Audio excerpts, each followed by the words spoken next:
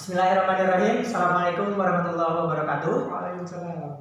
Selamat pagi adik-adik. Alhamdulillah kita bertemu lagi di video kali ini. Kita kedatangan pemateri dari UPN ya, Universitas Pembangunan Nasional Yogyakarta. Nah, jurusannya jurusan agroteknologi. Nah, namanya silahkan kenalan aja. Ya, bismillahirrahmanirrahim. Assalamualaikum warahmatullahi wabarakatuh. Kenalkan, nama saya Muhammad Efik Maulana. Saya kuliah di Universitas Pembangunan Nasional Veteran Yogyakarta, Fakultas Pertanian, jurusan agroteknologi. Nah, itu kurang lebihnya untuk titel mahasiswa seperti itu. Oke, siap, gitu ya. Nah, Kak Edik, terima kasih sudah bergabung di video kita. Nah, sama kayak video-video sebelumnya, kita langsung membahas tentang pembiayaan di perkuliahan ini. Karena bagaimanapun ya, tetap masalah utama tuh dalam perkuliahan itu tentang biaya, gitu ya. Nah, berapakah biaya yang harus dikeluarkan untuk menempuh pendidikan di jurusan agroteknologi UPN Yogyakarta? Untuk masalah biaya sebenarnya tuh relatif untuk masalah biaya. Jadi ya kalau mungkin teman-teman searching ya, kalau untuk perguruan-perguruan tinggi yang untuk saat ini itu sistemnya tuh untuk yang negeri itu dia menggunakan sistem UKT ya, uang kuliah tunggal. Nah, jadi ada range-nya gitu. Kalau range-nya tuh di UPN sendiri yang khusus agroteknologi itu dari 0 sampai 9,8 juta. Wah, gede sekali gitu kan. Tapi nggak mungkin, tergantung kemampuan ekonomi juga gitu. Nah, seperti itu sih kalau tergantung nanti dalam pengajuan berkas tuh teman-teman dapatnya tuh range UKT yang berapa gitu. Oke, siap. Kayak Edik sendiri berapa tuh? Kalau saya sendiri sih ya alhamdulillah tuh beasiswa gitu kan. Nah, ya udah gitu, gratis aja gitu. Oh, Kak Edik dapat beasiswa Ya, bidik misi? bidik misi. Oh, alhamdulillah. Oke, gitu ya. Nah, mengenai biaya berarti Kak Edik mah gratis gitu ya, karena biaya bidik misi itu. Nah, bisa diceritakan tentang UKT-nya tingkatannya berapa aja? Kalau tingkatannya kurang hafal ya, cuman ya yang paling rendah tuh 500.000, pertengahan tuh ya sekitar 4, yang paling tinggi itu 9,8 gitu. Oh gitu ya, oke siap. Jadi buat adik-adik mungkin nggak tahu nih kenapa pembayarannya bisa berbeda-beda tiap mahasiswa gitu ya. Nah, jadi di perguruan negeri seluruh Indonesia itu menerapkan pembayaran dengan sistem UKT. UKT, uang kuliah tunggal. Nah, jadi adik-adik itu bayar per semester gitu ya. Di awal semester aja sampai akhir itu nggak bakal ada bayar-bayar lagi karena namanya tunggal kan, uang kuliah tunggal. Jadi teman-teman bayar di awal semester sampai ke akhir kalian gak bakalan bayar. Misalnya kalian dapat bayaran yang rendah deh 500.000 gitu kan, 500.000. Nah, berarti misalnya kalian kuliah itu 8 semester, 5 kali 8 aja 4 juta kan. Nah, berarti kalian dari awal kuliah sampai wisuda hanya mengeluarkan biaya 4 juta saja gitu untuk menempuh biaya pendidikan di UPN jurusan agroteknologi. Kurang lebih seperti itu ya, Edik. Iya, sebenarnya nambahin dikit ya. Oke. Apa sih kalau dibilang seluruhnya ya, Ada tambahan lagi? tambahannya tuh ya bukan berarti tambahan terkait dari benar-benar course wajib gitu kan, tapi gimana kita gitu. Karena kan kalau misalnya di kan teknik ya, namanya teknik, disiplin teknik gitu kan. Jadi ya yang rada berat tuh nanti di akhir-akhir gitu. Tugas akhir skripsi karena harus penelitian. Nah, penelitiannya tuh ya kalau dikatakan 500.000 kali 8 semester sekian jumlahnya, nah bersihnya segitu enggak, tapi karena memang ada penelitian gitu, kita harus terjun ke lapangan, KKN juga, jadi ya memang 500.000 tuh itu ibaratnya pokoknya gitu. Oh, pokoknya segitu. Nah, cuman di luar itu ada tugas-tugas khusus kayak KKN, magang, terus skripsi ya. Nah, itu tuh ya kita harus pinter gimana kita cara buat ngakalin agar budgetnya serendah mungkin dari judul penelitian, ataupun pas KKN milih teman kelompok yang kaya ataupun pas magang tuh nyari perusahaan yang emang bisa ngebayarin dan sebagainya. Terus pas kalau misalnya skripsian juga itu nanti kita bisa nyari uang-uang dari kampus. Terus ada juga penelitian gratis dari beberapa, ibaratnya banyak sih yang ngasih penelitian gratis gitu, proyek-proyek penelitian kayak gitu.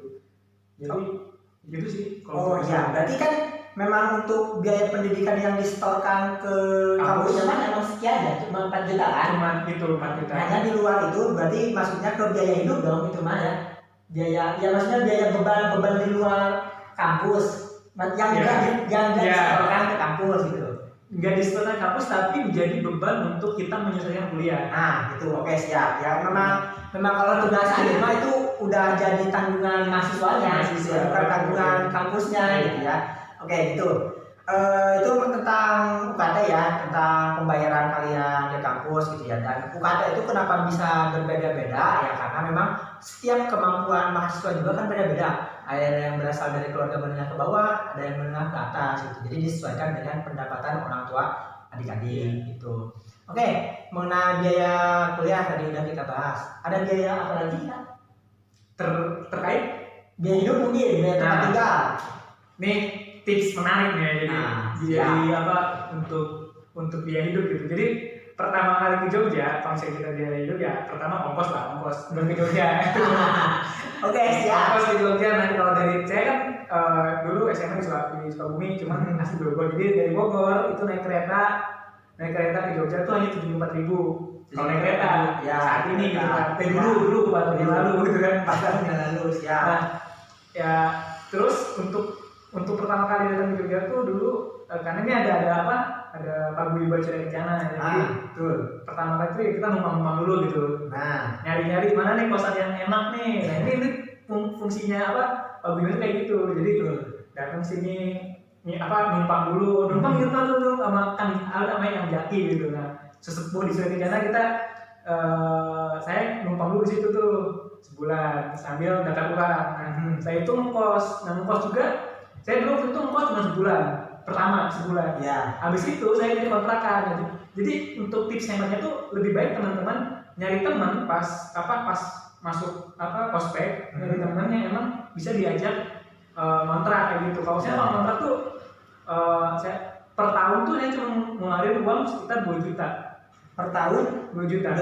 Nah, sampai detik ini saya 4 tahunan tinggal di Jogja itu baru ngeluarin uang untuk kos karena tempat tinggal itu baru sekitar 226 sekitar 9 juta. 9 juta untuk 4 tahun. 4 tahun loh. Bayangkan itu 9 juta untuk 4 tahun. Orang lain di luar sana mungkin setahun aja nggak bisa mungkin. Kalau emang mau ngekos ada dapat kos gitu. Ya kan dekat kampus itu ada juga tempat kos yang ini dekat kampus dan fasilitas murah gitu kan, fasilitasnya lumayan. Kamar mandi dalam tuh 350 loh per bulan. Bayangkan kalian mau nyari di daerah mana lagi yang segitu, di kamar mandi di dalam lagi kan.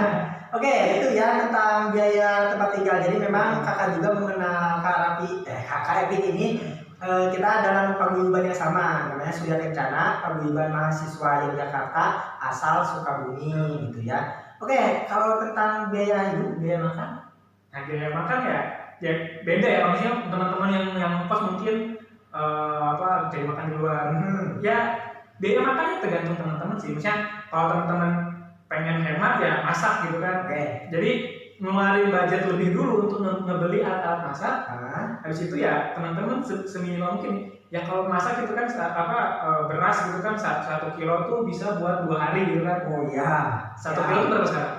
10.000 ya? 10.000. Nah, 10.000 buat 2 hari. Terus beli telur setengah kilo gitu, pakai 4 butir gitu kan buat 2 hari. Kalau misalnya 1 hari boleh makan gitu kan. Iya. Nah itu berarti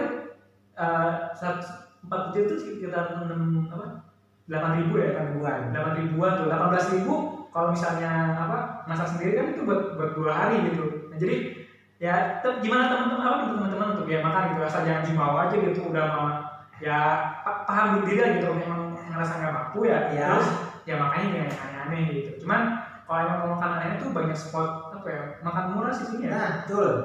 Ada tuh ini sekarang ya itu ya makan, ada tempat makan tuh yang 8.500 itu udah dapet nasi ayam rendang, bumbu padang, terus kerupuk sama es teh 8.500. Ya kan. Udah dapat es teh lagi kan. Es teh 8.500. Oke, siap. Ada yang mau? Boleh di warungnya. Jadi banyak spot-spot makan murah gitu ya. Nah, berarti kalian sendiri per bulan mengeluarkan budget berapa untuk biaya makan kalau di rata-rata ya? Nah itu sih makan karena emang ya dari pergaulan ya teman-teman bisa kalau misalnya nggak punya uang itu kan sama teman gitu kan. Jadi ya meskipun ini nggak bagus dicontoh ya, cuman ya iseng aja dulu gitu kan. Artinya nyari teman-teman kelas yang masak di mana nih gitu kan, lagi apa tahu teman kelas masak datang situ makan itu lucu cuman kalau itu total ya paling sekitar 500.000 cukup lah. 500.000 per bulan. 500.000 per bulan untuk makan doang cukup. Bayangkan kalian, namun di mana lagi 500.000 semurah itu selain di Jogja, gitu kan? Dengan catatan meri gitu. Ya, meri itu ya berjuang keras, berjuang keras. Nah, namanya seni bertahan hidup lah gitu ya. Seni bertahan hidup, bayangkan 500.000 mungkin bagi kalian yang nonton video ini berasal dari kota metropolitan dapat apa itu? Tadi kan udah disebutin, udah dapat ST juga dan lain sebagainya, gitu kan? Nah, karena memang di Jogja ini untuk UMR-nya sendiri nggak lebih dari 2 juta, hanya 1,8 gitu ya. Nah, bayangkan dengan UMR yang sedikit itu, ya berarti biaya hidupnya juga lebih murah, kayak gitu. Makanya itu salah satu keunggulan kenapa Jogja itu memang layak sangat dibilang kota pelajar. Gitu. Oke, Kak Epi, kita membahas tentang cara masuk gimana ke kampus itu. Gampang deh masuk kampus mah, lewat pintu depan, samping, atau belakang gitu. Masuk nih. Standar banget. Siap. Masuk gimana nih? Masuk yang terdaftar sebagai mahasiswa di jurusan agroteknologi UPN. Gimana nih? Ya mungkin kalau misalnya cara masuk untuk mendaftar sebagai mahasiswa kan mungkin untuk yang negeri ya rata-rata tuh ya ada 3 gelombang ataupun 3 cara gitu ya. Pertama itu SNMPTN ya, yang melalui rapor itu kan, terus SBMPTN, kemudian jalur mandiri.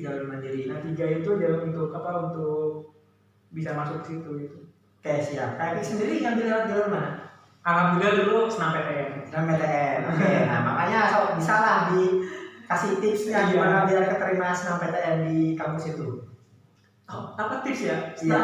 Keterima SNM itu karena beruntung. Enggak, definisi beruntung kan kemampuan ketemu momen gitu kan. Betul.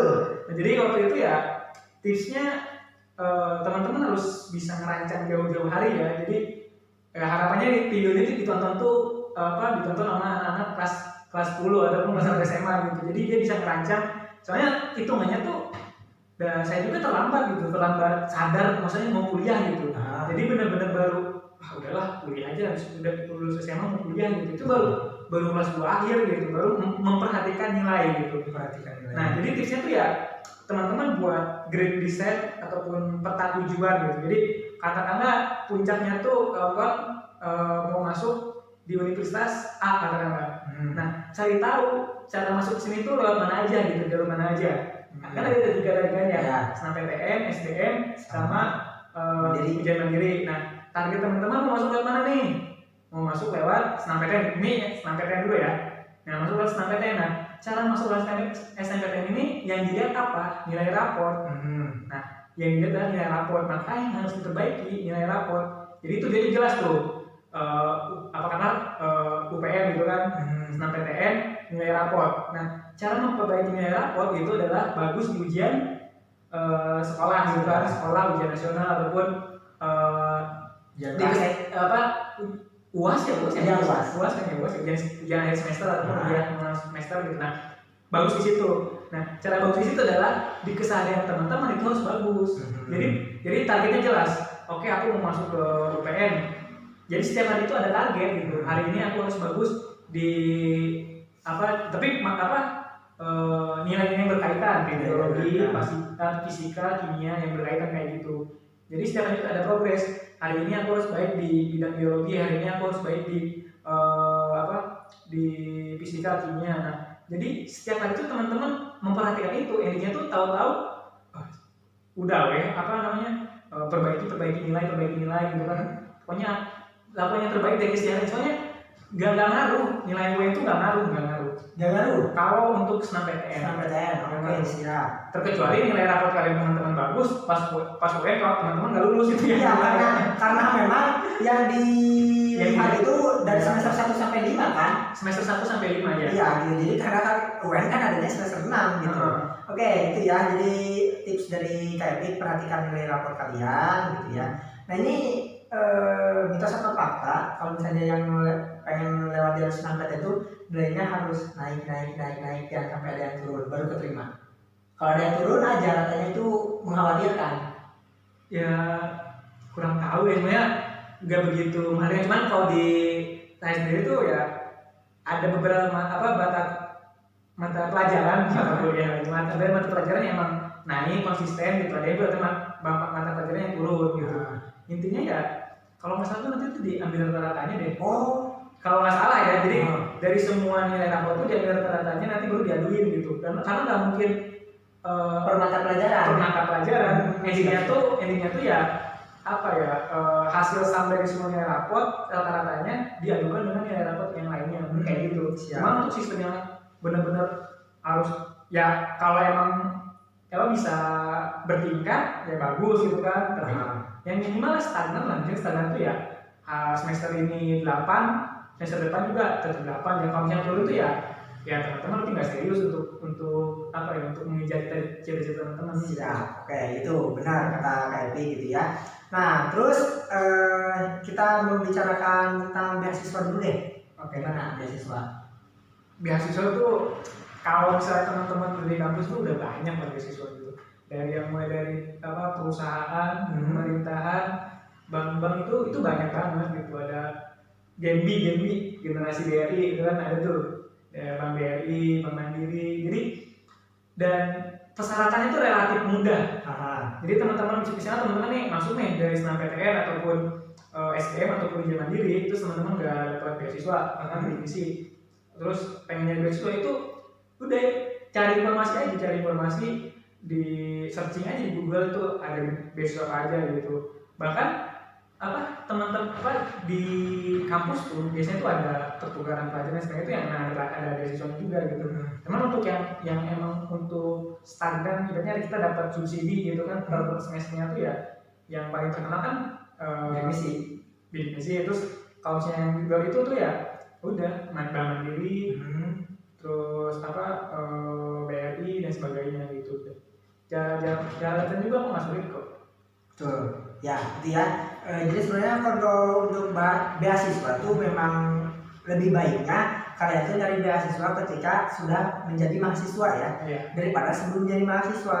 Jadi mindsetnya tuh bagusnya tuh memang mencari beasiswa tuh ketika kalian menjadi mahasiswa loh. Kalau kalian setelah menjadi mahasiswa, wah yang namanya beasiswa tuh banyak, dan kesempatan kalian untuk mendapatkan beasiswa ketika kalian udah masuk kampus itu lebih besar daripada kalian sebelum jadi SMA. Karena kalau sebelum SMA ya bidik misi aja isinya. Iya. Bidik misi dan kesempatan kalian untuk mendapat bidik misi itu tuh sangat-sangat, maksudnya jangan berharap lebih lah. Alhamdulillah sih kalau misalnya dapat kayak KMP gitu ya. Tapi ya kan di luar sana sangat banyak loh yang nggak dapat. Makanya kalau misalnya kalian nggak keterima bidik misi, kalian masuk dulu aja ketika kalian nyari beasiswa. Jangan sampai kalian nggak jadi kuliah juga karena nggak dapat beasiswa gitu ya.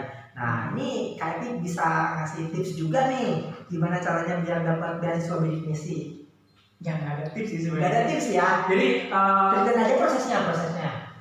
Sebenarnya kan bidik misi itu kan kita daftar dengan kemampuan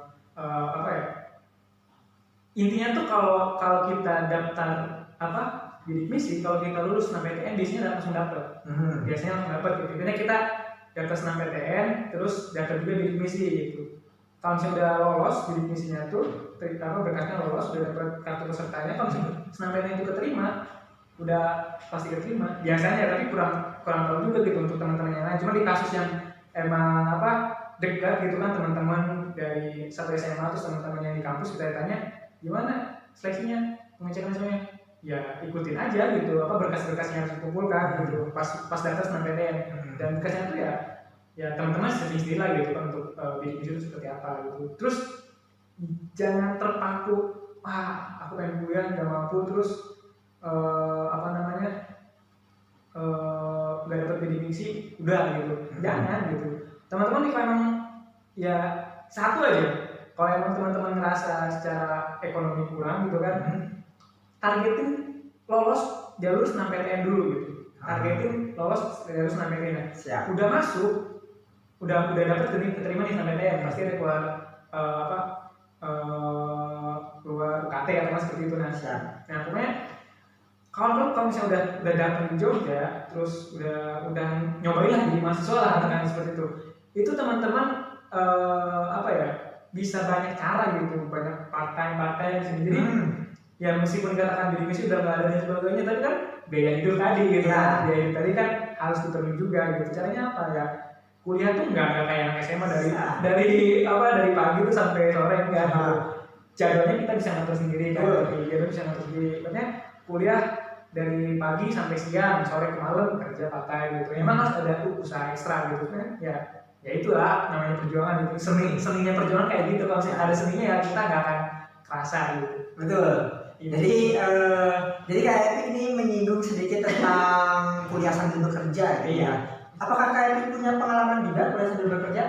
Ya, alhamdulillah sih punya gitu. Bisa diceritakan gimana tuh kuliah sambil bekerja? Kuliah sambil bekerja tuh yang penting apa ya? Ingat tujuan pertama lah gitu. Kita ingat tujuan pertama tuh kuliah gitu. Ya, cuman dari situ kan kita punya apa ya? Effort lebih untuk gimana sih caranya biar kita tetap bisa, ya kalau nggak tahu ya untuk pribadi yang lain nggak tahu, cuman di pribadi saya sendiri kan setelah pokoknya udah nginjek usia 20 tuh minta uang orang tua tuh malu gitu. Iya, jadi meskipun orang tua selalu memberi, misalnya selalu menanyakan gimana butuh transfer atau gimana, tapi malu.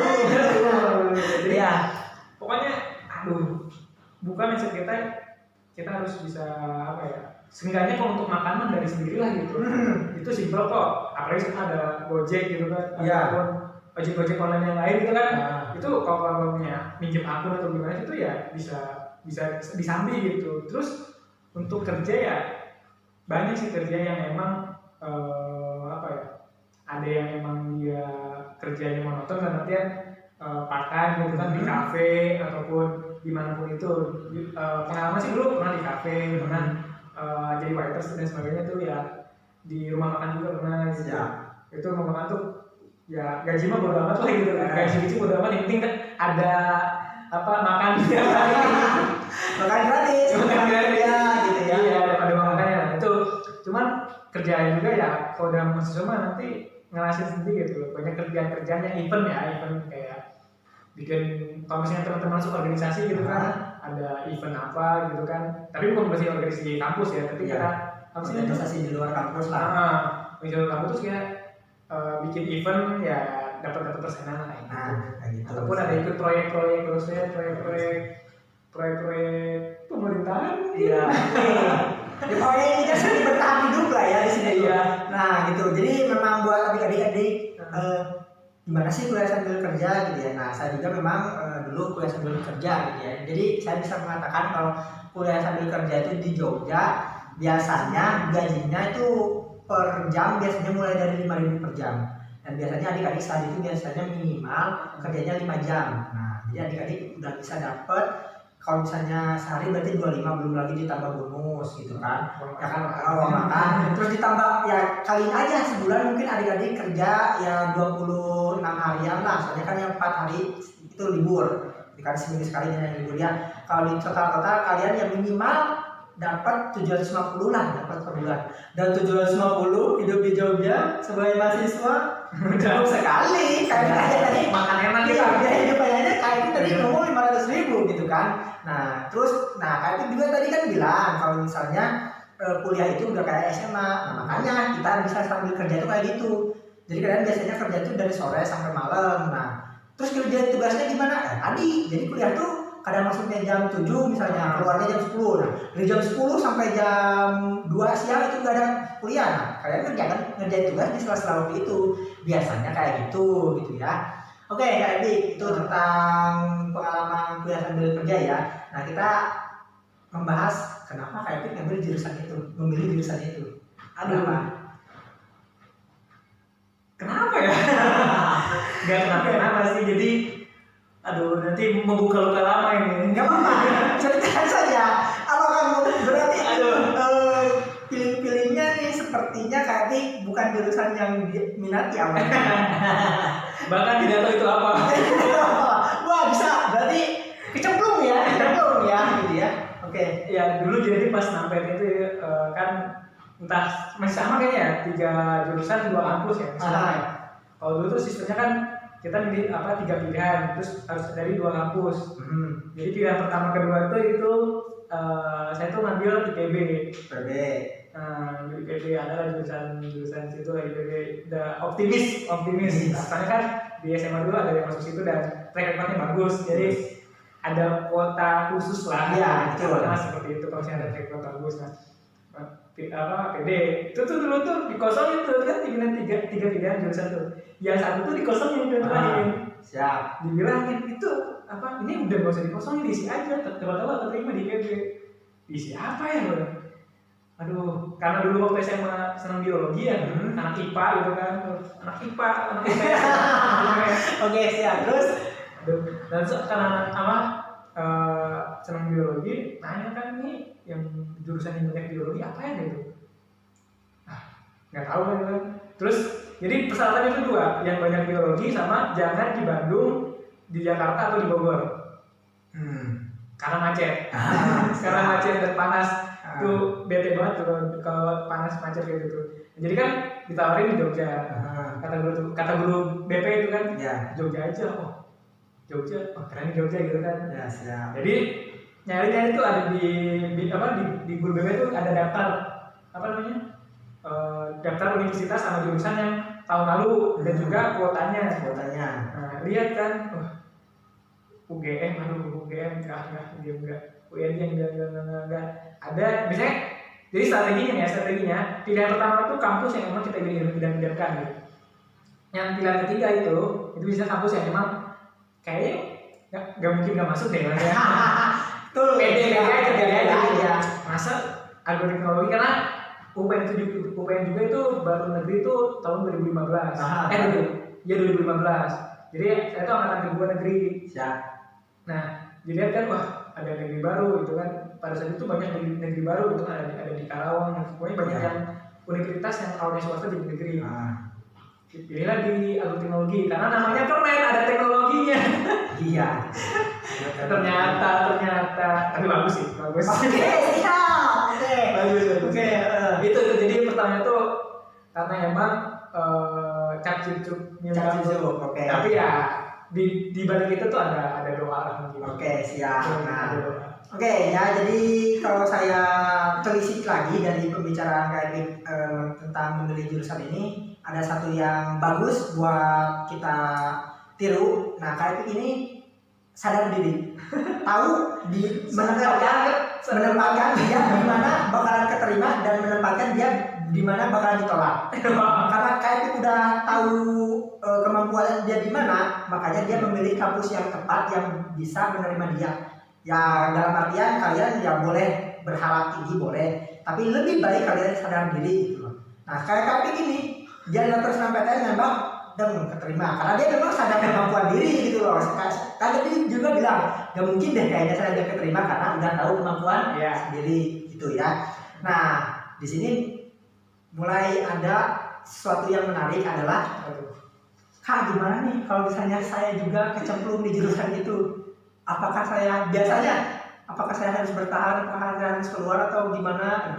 Gimana caranya KIP kan bisa bertahan nih, walaupun ini jurusan bukan jurusan yang KIP incar dari awal gitu. Gimana cara bertahannya? Sebenarnya banyak momen yang emang gak cocok gitu kan, cabut aja gitu kan, kuliah aja lebih akhir.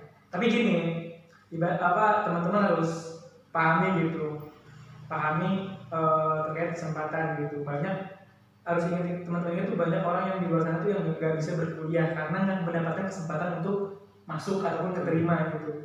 Ketika teman-teman udah keterima, alangkah jahatnya, alangkah ya kurang ajarnya mungkin kasarnya gitu kan untuk teman-teman yang emang pengen daftar kuliah dan dia nggak terima, terus teman-teman yang udah keterima, dengan enaknya tuh aku cabut aja gitu. Artinya apa? Teman-teman membunuh satu kesempatan untuk ribuan orang yang lain, tapi udah keterima udah keterima, teman-teman sia-siakan kayak gitu. Itu mindset pas keterima dan ada kalanya gak nyaman gitu. Aduh gak nyaman dan sebagainya gitu. Itu inget itu aja gitu. Banyak orang di luar sana yang bisa kuliah, ketika udah bisa kuliah ya udah syukurin aja gitu. Udah kuliah mah kayaknya di semua kampus juga sama aja gitu. Tergantung teman-teman berprosesnya gitu, mau itu dari Jakarta, mau itu dari Bogor, Sukabumi gitu kan. Kalau teman-teman berprosesnya bagus ya bagus aja gitu hasilnya. Siap. Nah kalau untuk kuotanya sendiri berapa? Kuota ya, untuk kuota tuh untuk tahun kemarin 2019 itu total satu fakultas total satu fakultas tuh 450 orang. satu fakultas tuh agribisnis, agroteknologi sama ilmu tanah kan ada di itu. Nah yang agroteknologi itu paling banyak, agroteknologi itu sekitar 200-an 300-an malah 300-an berarti kurang lebih 7 agribisnis itu sekitar 150 ilmu tanah itu sekitar 100. Berarti sini berapa? Tadi berapa? 500-an? 4,5. Agribisnis itu sekitar 200-an. Berarti ada sekitar 5 kelas ya? 5 kelas enggak? A B C D E F 6 lah. Oke, siap. Jadi sekitar ada 6 kelas ya. Itu kuota kalau misalnya kalian pengen ngambil agroteknologi di UPN Yogyakarta gitu. Nah itu terus kita mau ngebahas tentang kuliahnya apa aja yang dipelajari kalau ngambil jurusan itu dulu. Yang dipelajari, iya. Yang pastinya cara mengambil hikmah. Mengambil hikmah dari setiap dosen yang ngajar dan kita nggak paham. Masya Allah. Oke. Ya untuk yang dipelajari ya karena agroteknologi itu ya di fakultas pertanian, jadi dia teknologi pertanian. Jadi kita gimana caranya untuk proses produksi tanaman hasil produk pertanian gitu, baik dari cara segi nanam, perawatan sampai pemanenan gitu. Kayak gitu sih banyak sih ya cara bertani cuman secara teori gitu. Cara bertani cuma teori gitu. Ya nanti teman-teman belajar terkait cara berkembang biak ya.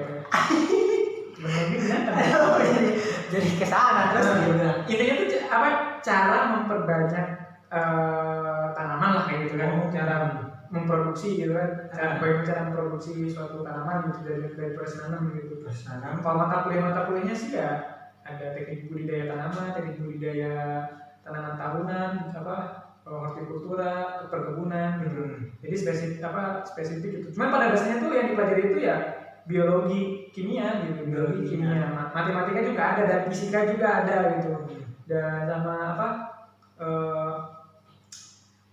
manajemen tuh akuntansi tuh ada gitu. Jadi teman-teman milih agroteknologi ataupun jurusan-jurusan yang berbasis sains tuh bukan berarti nggak ada akuntansi, nggak ada matematika, pasti ada gitu. Apalagi menjelang akhir gitu kan, untuk mendapatkan data melalui pasti pakai manajemen. Jadi ubah mindset bahwasanya masuk kampus-kampus ataupun masuk jurusan-jurusan yang di luar FEB, Fakultas Ekonomi dan Bisnis, teman-teman nggak akan menemukan hal-hal yang ngitung-ngitung, pasti tetap ketemu gitu. Pokoknya yang dipelajari sih ya seputar itu sih, jadi seputar bagaimana cara kita bertani lah gitu, kalau simpelnya gitu. Cuma untuk mata kuliahnya tuh ya itu banyak sih. Siap, oke. Nah buat adik-adik berarti kalau misalnya pengen ngambil jurusan ini, kalian juga harus mempelajari lebih tekun di pelajaran-pelajaran yang tadi Kak Eki sebut gitu ya. Jadi persiapan sama ini sih sama sama kita pun kuljar gitu, ada kultur jaringannya gitu. Jadi tadi kan disebut kita tuh belajar cara bertani ya, untuk bertani gitu, ada teknologi kan, teknologi pertanian, bisa di bahasa Indonesia gitu kan. Nah jadi ya kalau para sesepuh mah dulu kan bertani itu ditanam gitu kan di tanah. Ini kita gimana caranya belajar nanam tanaman di air, nanam tanaman digantung, terus cara nanam tanaman tanpa harus ada bibitnya gitu, dari bagian daunnya dan sebagainya. Terus kita buat varietas unggul ya kayak gitu sih. Pokoknya kalau dulu ibaratnya tuh padi itu sekali satu batang tuh jangan tadi deh saya jangan tadi yang maksudnya pisang satu kali berbuah tuh satu pisang ini bisa jadi 3 karena ada kultur jaringan atau gimana, meskipun belum ketemu mungkin gitu kan. Tapi seperti itu ya cara menemukan varietas unggul kayak gitu ya teman-teman. Yang di desa itu ya dari SMA sih. Kalau di kuliah tuh kayaknya tuh kita cuma diajarin cara ilmu itu kan ibaratnya senjata gitu kan, pisau gitu. Nah di SMA tuh diajarin ini tuh pisau, ini tuh alat tajam dan sebagainya gitu. Nah di kuliah tuh diajarin gimana cara pakai itu pisau gitu. Ibaratnya kita osmosis difusi gitu kan waktu SMA gitu kan. Nah waktu SMA tuh diajarin osmosis difusi, udah sebatas tahu aja gitu. Kalau di kampus tuh ini osmosis difusi itu diterapkan di apa gitu kan, dipakainya tuh cara pakai osmosis, cara pakai ilmu osmosis difusi itu kayak gimana kan, bisa diterapkan di penumpukan gitu kan, perbedaan tekanan dan sebagainya gitu. Oke, siap. Itu ya yang dipelajari di jurusan agroteknologi UPN. Nah, jadi kita review dulu. Tadi kita udah ngebahas tentang biaya kuliah, biaya hidup, tempat tinggal, cara masuk, beasiswa, belajarnya apa aja, kenapa ngambil kuliah itu, gitu kan. Nah, sekarang nih sesi bebas, Kak mau menyampaikan apa kepada adik-adik, silakan.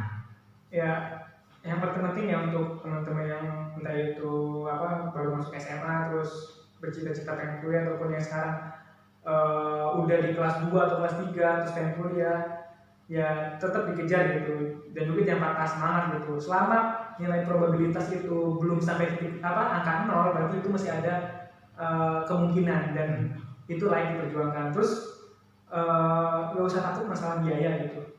Selama teman-teman yakin mau dan benar ya dengan cara-cara yang benar gitu kan, pasti rezekinya ada aja gitu, pasti rezekinya ada aja gitu. Dulu pernah tuh di kos, nggak punya uang, mau makan juga, tiba-tiba ada ibu kos, ini ada syukuran anak gitu kan, ngasih makan, itu tanpa kita duga-duga gitu, pasti ada aja jalannya gitu. Lagi bingung cara bayar ataupun menjadi tugas, tiba-tiba ada teman yang bantuin dan sebagainya.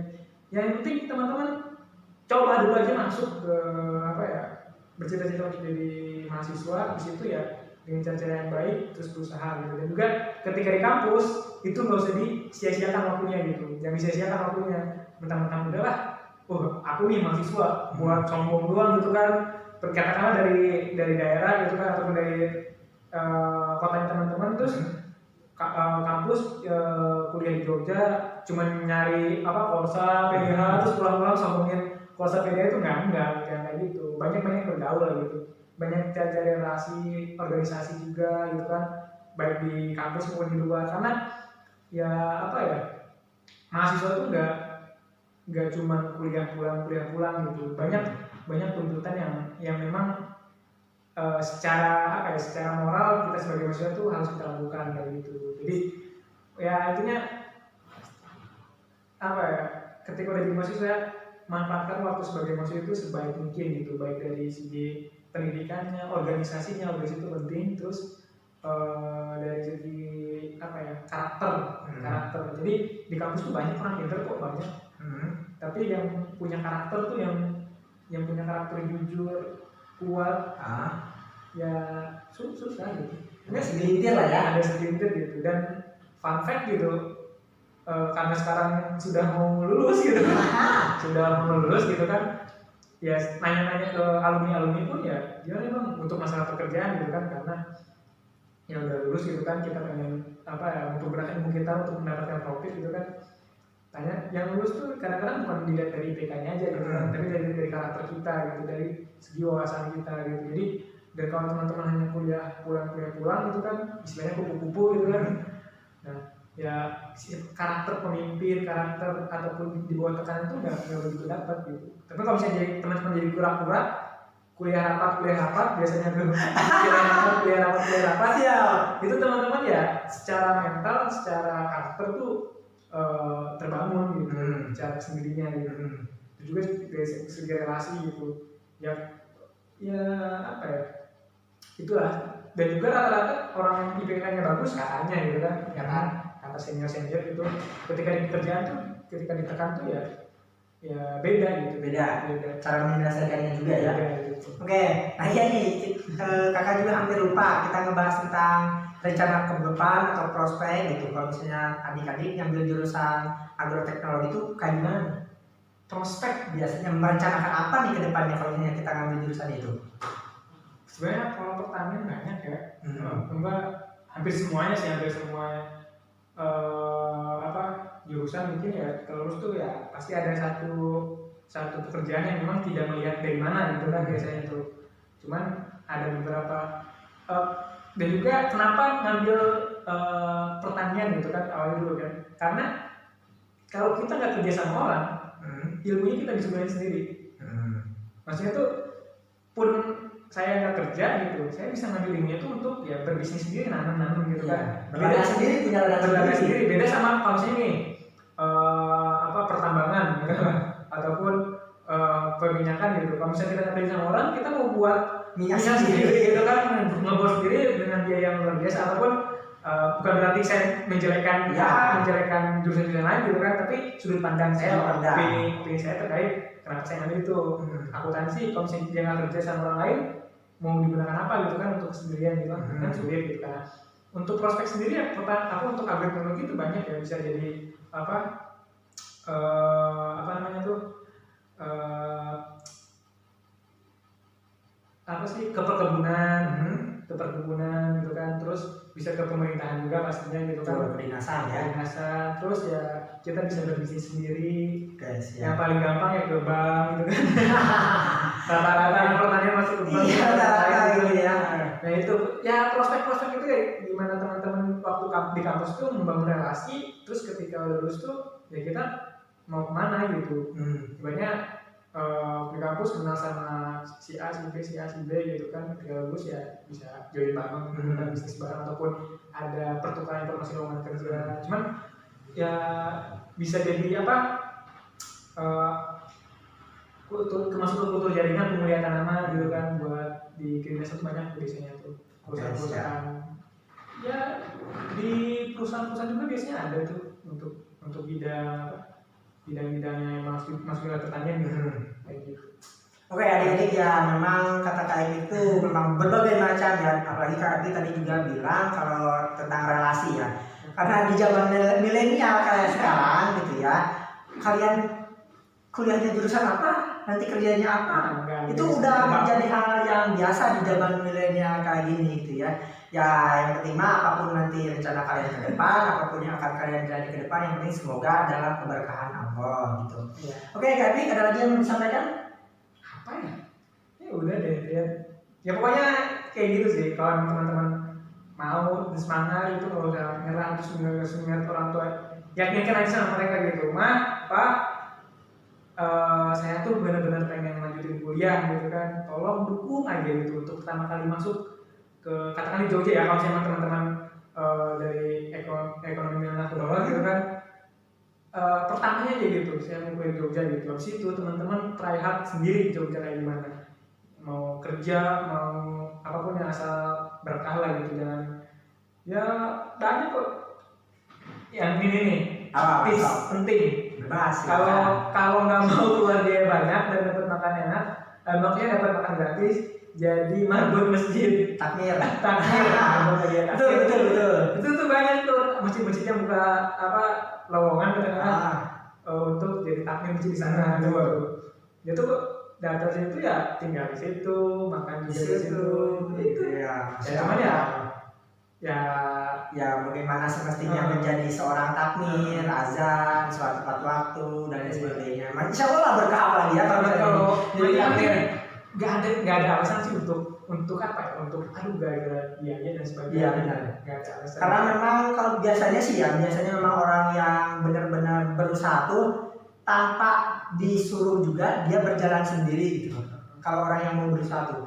Tapi kalau misalnya orangnya emang gak mau berusaha, kita disuruh, ayo lah, diem aja orangnya. Jadi kalau misalnya ini ciri-ciri kalau misalnya adik-adik itu benar-benar itu biasanya gitu, tanpa adik-adik dikasih motivasi atau dikasih apapun, kalian berjalan sendiri. Tapi kalau misalnya adik-adik udah dikasih materi apapun, motivasi apapun, tapi ya udah masuk kuping kanan keluar dari hidung. Nah iya benar itu ya. Bukan dari telinga kiri lagi. Iya gitu. Pokoknya adik-adik bisa menilai diri adik-adik sendiri. Itu mungkin adik. Iya. Oke. Terima kasih ya adik-adik, dalam video kali ini banyak sekali yang kita ceritakan dalam kehidupan perkuliahan ini. Buat adik-adik silakan yang mau tahu tentang jurusan lain, kampus lain, komentar aja. Nanti kakak carikan ke materinya, insya Allah ada gitu ya. Sampai jumpa lagi di pertemuan selanjutnya. Assalamualaikum warahmatullahi wabarakatuh. Dari lain Mafik. Gila sih kan. 44